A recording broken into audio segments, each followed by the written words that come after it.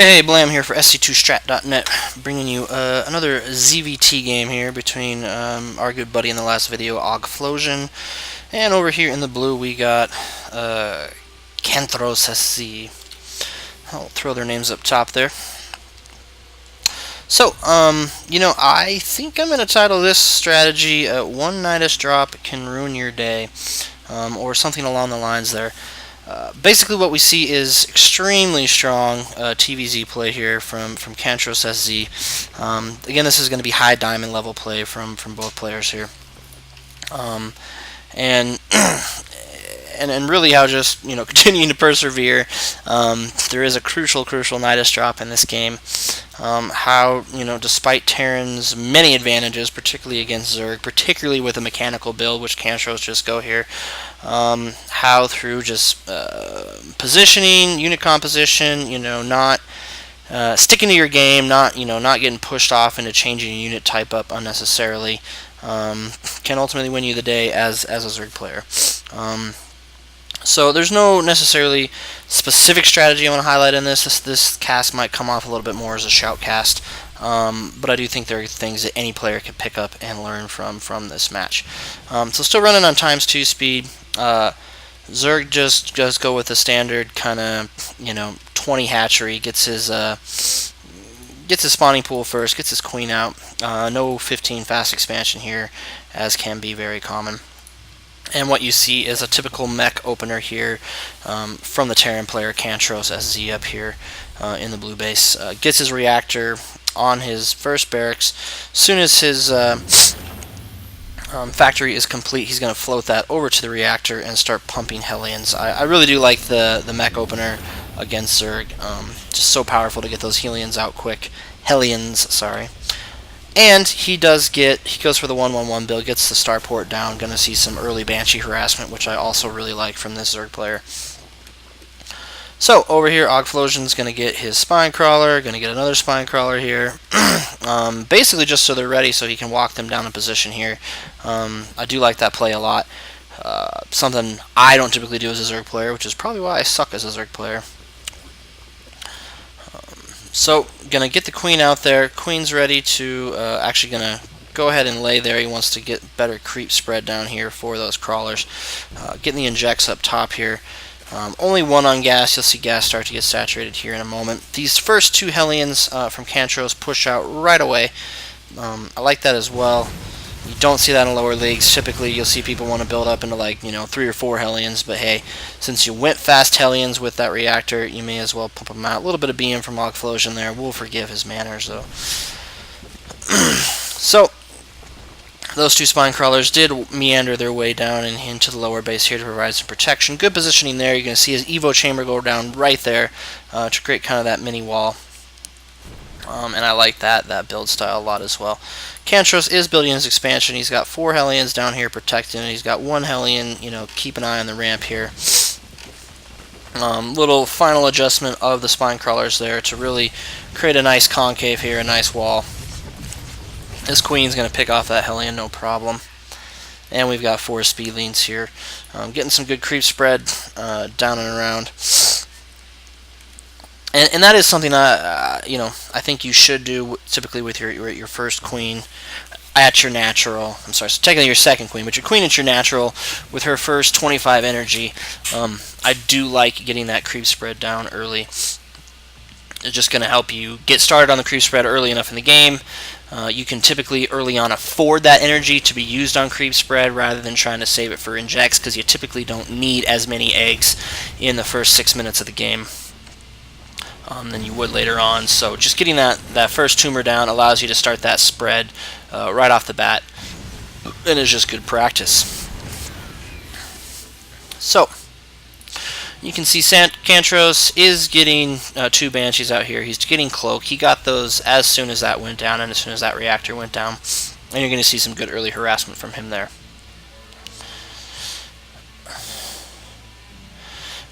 Og getting his 3rd queen. I like that. That way he can stay on top of a Jax and stay on top of creep. Gonna lay down another egg there. So gross when that shit happens. Good positioning by Cantros there. He pushed these Hellions out and across from where he knew the OVs were likely to be watching. and he's going to get him in here before really Aug can do anything about it. Laying down the cloak, sniping the drones.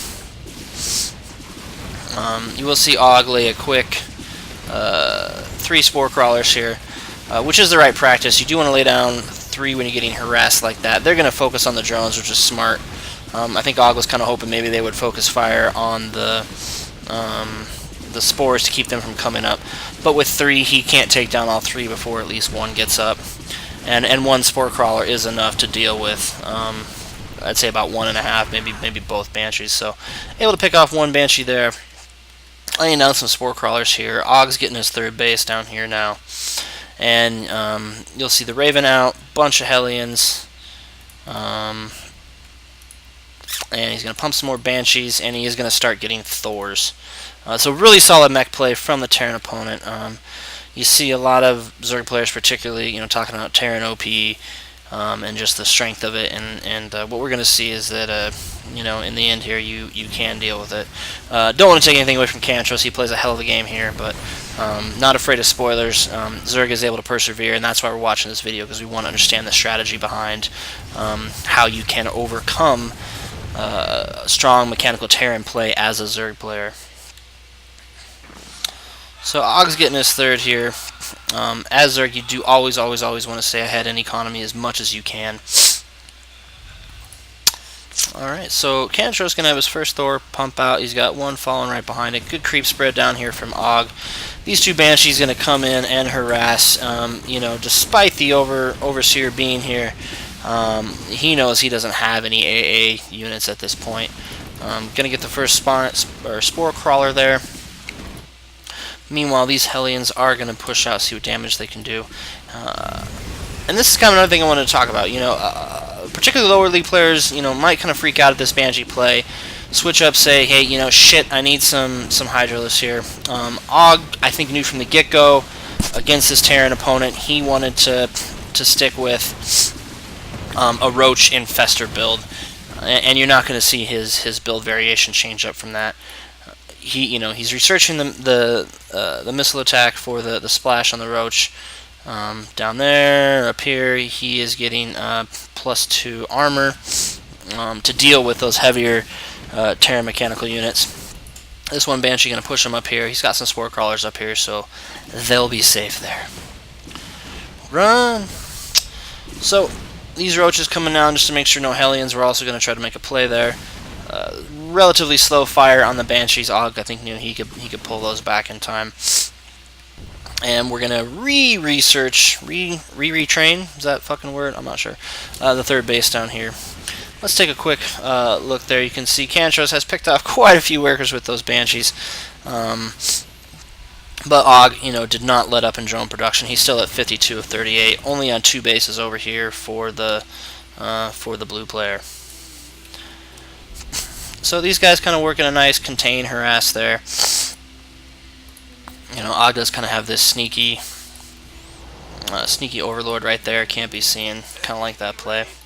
Let's see what Aug can see. And Aug can see these guys kind of flying in and out.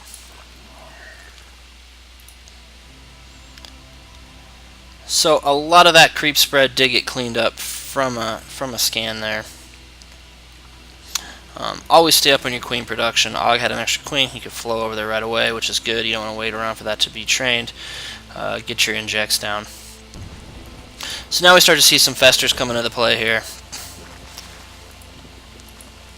And our Roaches are at 1-1 with +2 armor being researched and +2 attack being researched as well.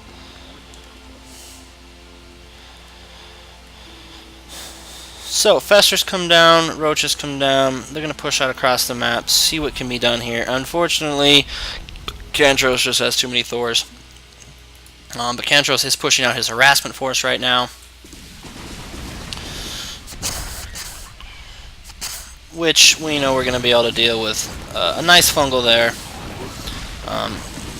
Getting the infested Terran out. And they're able to take them down pretty easily. Just 6 Terran eggs were able to take down those 3 Banshees in the Raisin. Getting a little cocky this moment, going easy. Again, we'll forgive him later. And these 3 guys are just gonna die. their time on this Earth was short. Or their time on this planet, wherever the fuck this planet is, was short. Okay. Sending the Lings back around, maybe do some extra scouting here. You know, he knew they weren't going to be effective at all against those Hellions. In fact, Og knows his army isn't going to be very effective at all against any of that. So he's going to turn tail and run, as you probably should when facing this number of Thors and this number of Hellions. Fungal able to slow those guys down there. Some decent micro there. While Og pushes everything back to his base.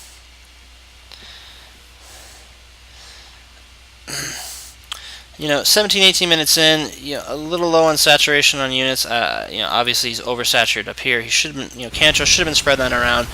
Really, CantroSZ's only downfall in any of this was his economy growth. Super strong Terran Mech build. Ultimately, could have persevered. At this point, he should be building his third. He should be moving these SCVs down there. It's easy for me to criticize that and be critical of this, you know, after the fact. Hindsight's always 20/20. CantroSZ would certainly, you know, kick my ass on ladder any day of the week. So, you know, I can't be too super critical. But we want to look at these things. So if you're a Terran player looking how to turn your Terran Mech into as strong as it can be, that's something we need to look for there. Og is able to get down a Nydus swarm there and send some harassing Lings up there. But this worm is ultimately going to go down. CantroSZ still doing work down here with the Thors. Able to have that Banshee pick that off and his lighter units move in there. But again, I wish he just would have pulled some of these SCVs off and got them mining more efficiently down there. I wish he was constructing his third base already. You know, so if you're a Terran player watching this and you want to see a strong mech build, this is a hell of a strong mech build and micro presence. But you gotta stay on top of your economy against Zerg. There's just no excuses for it. That's Zerg's biggest pillar that they stand on top of. You can see Og's already got his third base back up here. He's gonna regrow his now fourth down there.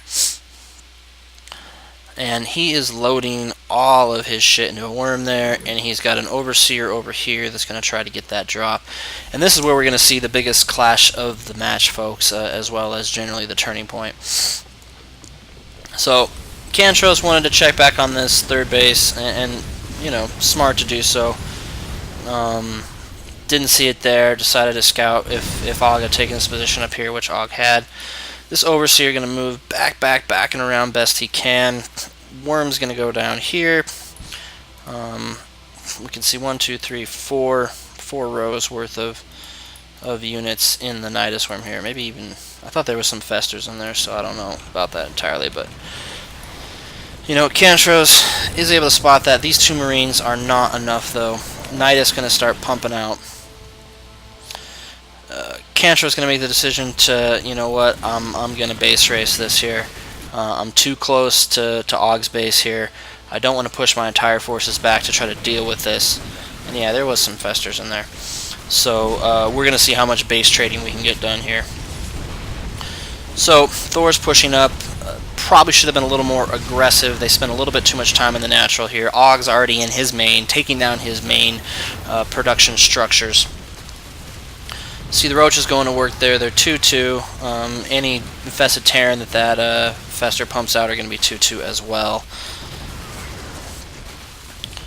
So some good micro there. These Roaches working up top. These Roaches working down the bottom.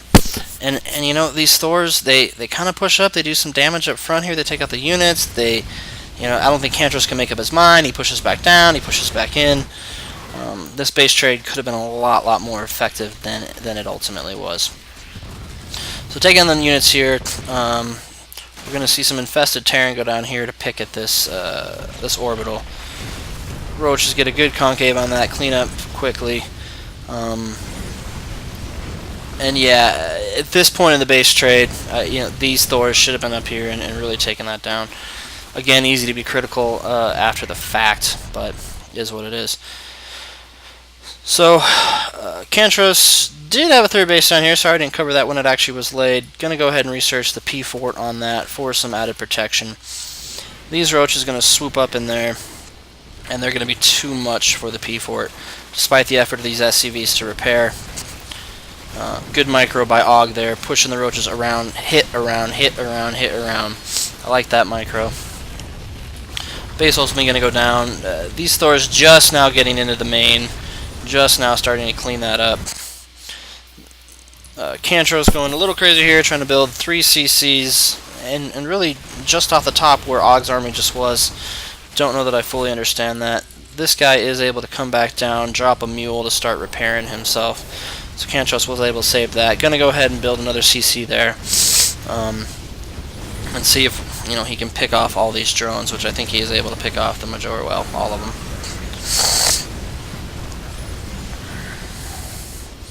That drone is able to sneak around and snipe that SCV. I kind of love that play. Unfortunately, CantroSZ has 2 SCVs left, one of which he's starting to repair there. And even though these mules are there, oh no, now they finally started repairing. So, just some kind of rebuilding, going to be some push around the map. I'm going to speed it up to +2, because I think you guys can kind of see where this is going to go for a little bit here. So, Aug's going to move his army around, try to find his bases. CantroSZ's going to do the same. Basically, these two are still in a base race. Going to push down here, complete a construction there, complete a construction there. You can see these guys are both supply capped. Not that it matters hugely at this point. They've got their forces that they need to push around. Good move by Aug here, laying down the creep from that overlord there, not allowing any base to settle in there. CantroSZ is going to push around, find this space, take her down. And we've got some floating. I'll just kind of slow it down there. We'll follow CantroSZ's army around for better or worse. So basically, all we wanted to showcase here is that yes, Terran is OP when facing Zerg because they have these heavy mechanical units that just eat up the lighter Zerg units, right? But Aug stayed on his game. He didn't overreact to the Banshees by feeling like he needed to modify his build in order to build this Hydralisk. He knew he was going to have Infestors out shortly that could take care of him with fungal and infested Terran. Infestors just so strong against any unit composition. CantroSZ, on the other hand, absolutely had the upper hand. Was just fucking wrecking it. And had CantroSZ been a little more efficient with his economy, with those harvesting SCVs, gotten his third base a little quicker, I think this could have been a very different story. And in the end of it, it was kind of that risky play by Aug to say, look, I know these, I know this army is marching into my base here, but fuck it, I'm going to continue on with my Nydus drop. We're going to see who wins the base race. I'm going to spread out some drones. I'm going to make sure I have bases out and around the map. And it was really that one Nydus drop that kind of ruined CantroSZ's day, if you will. Aug stayed superior, I think, in economy and in terms of his unit production.